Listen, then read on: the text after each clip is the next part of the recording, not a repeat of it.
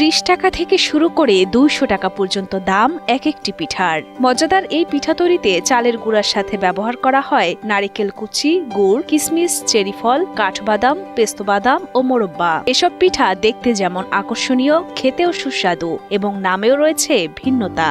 জনপ্রিয় স্পেশাল, লাভ স্পেশাল ও VIP special নামের 4 ধরনের ব্যতিক্রমী ভাপা পিঠা তৈরি করে পিঠাপ্রেমীদের মন জয় করেছেন বগুড়ার জাহিদুল ইসলাম। আমরা একটা পিঠার নাম রাখছি জনপ্রিয় পিঠা 30 টাকা, আর হচ্ছে বিশাল পিঠা 50 টাকা, লাপি স্পেশাল 100 টাকা, ভিআইপি স্পেশাল 200 টাকা। প্রতিদিন বিকেল থেকে গভীর রাত পর্যন্ত চলে পিঠা তৈরির কর্মযজ্ঞ। ভিন্ন স্বাদের এই পিঠার চাহিদা এতটাই বেশি যে এর খ্যাতি ছড়িয়ে পড়েছে দূর দূরান্তে। অনেক ভালো, দামের থেকে অনেক ভালো। 30 টাকায় এত ভালো খাবার অতুলনীয়। শীতকালে পিঠাটা ভালোই লাগে। হ্যাঁ, 30 টাকায় এরকম ভাবা পিঠা আরো পাওয়া যায় না। আর এরকম স্বাদের দিক দিয়েও অস্থির। এখানকার মতন আমাদের জানা মতে কোনো জায়গায় দেখিনি যে এর মতন ভালো কেউ বানাতে পারে।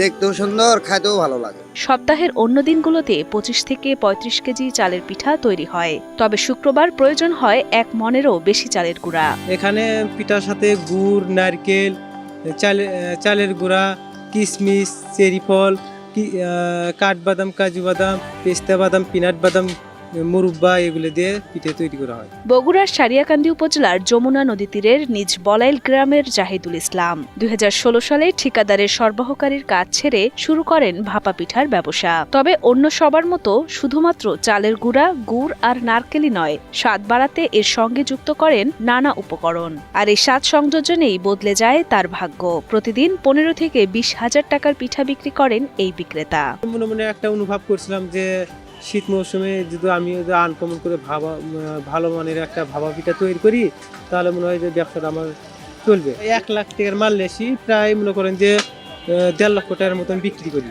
তারপরেও মনে করেন যে আমার একটা ছেলে আছে, ওদেরকে কিছু দেয়। প্রতিদিন হয় মনে করেন যে 15,000 হয়, 20,000 হয়, 16,000 হয়, 17,000 হয়, 15,000 হয়, এরকম।